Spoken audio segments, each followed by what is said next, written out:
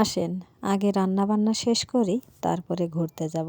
এখানে পাঁচমিশালি সবজি কেটে নিয়েছি, ভাজি করব। কেমন হবে বলেন তো? তারপরে চুলাটা খুবই নষ্ট হয়ে গেছিল, ভেঙে গেছিল একদম। সুন্দর করে নুড়ি দিয়েছি। কেমন হয়েছে অবশ্যই কমেন্ট করে জানিয়ে দিবেন। হ্যালো এভরিওয়ান, আসসালামু আলাইকুম। কেমন আছেন সবাই? আশা করি অনেক ভালো আছেন। আল্লাহর রহমতে আপনাদের দোয়ায় আমিও ভালো আছি।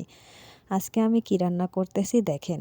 রুই মাছ ভেজে নেব, লবণ হলুদ মরিচ দিয়ে মাখিয়ে নিয়েছিলাম। তারপরে সুন্দর করে তেলের মধ্যে ভেজে নিচ্ছি। একটু কড়া করেই রুই মাছগুলো ভেজে নেব। তারপরে আলু আর ফুলকপি দিয়ে রুই মাছ ঝোল করব, সেজন্য ফুলকপি আর আলু তেলের মধ্যে সুন্দর করে ভেজে নিচ্ছি। ফুলকপি আলু মাছের মতো তেলের মধ্যে ভেজে নিয়ে রান্না করলে অসাধারণ লাগে।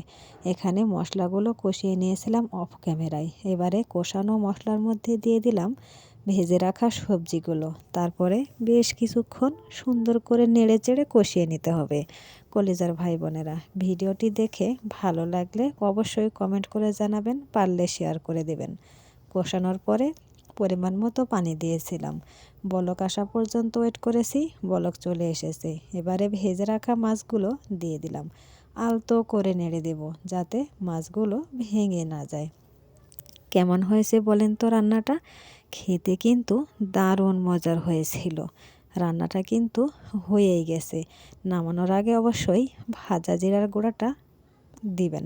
আমি কিন্তু ভাজা জিরার গুঁড়াটা অ্যাড করি। এই যে দেখেন, তরকারিটা আমার হয়ে গেছে। কালারও যেমনি, খেতেও কিন্তু তেমনই মজার হয়েছিল। এবারে পাঁচমিশালি সবজি ভাজবো। এখানে রসুন কুচি, পেঁয়াজ, মরিচ দিয়ে বাদামি কালার করে ভেজে নিচ্ছি। তারপরে সবজিগুলো দিয়ে দিলাম। কেটে ধুয়ে পরিষ্কার করে রেখে দিয়েছিলাম।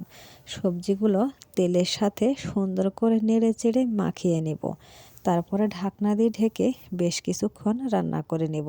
সবজিগুলোর মধ্যে আমি কোনো পানি ইউজ করব না। পানি ছাড়া শুধু তেল দিয়ে সবজিগুলো ভাজলে খেতে কিন্তু অসাধারণ লাগে। এই যে দেখেন, নাড়তে নাড়তে সবজিটা অনেকটা কমে এসেছে, আরও কমে যাবে।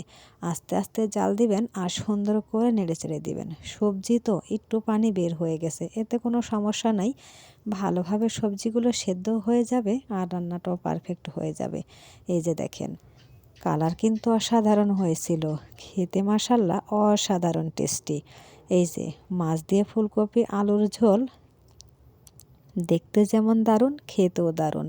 আর এখানে সবজিগুলো অনেক মজার হয়েছিল। দেখেন তো, দেখে কিন্তু লোভ লাগতেছে। এবার আমার কিছু কেনাকাটার প্রয়োজন, তাই দেরি না করে বাসা থেকে বেরিয়ে পড়লাম আমরা দুজনেই, আমি এবং আমার হাজব্যান্ড।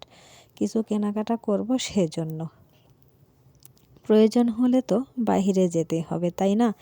তাই আর কেন দেরি, এদিকে প্রায় সন্ধ্যা নেমে আসতেছে, সেজন্য দেরি না করে দুজনেই বেরিয়ে পড়েছি।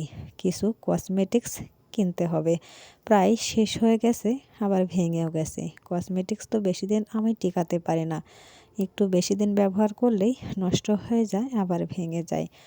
তাই ভাবলাম কিছু কেনাকাটা করতে যাই। আবার সামনে কিন্তু শীতও পড়েছে, শীত আসবে অনেক। এখন হালকা হালকা শীত আছে, কিছু কেনাকাটা করব, তাই বেরিয়ে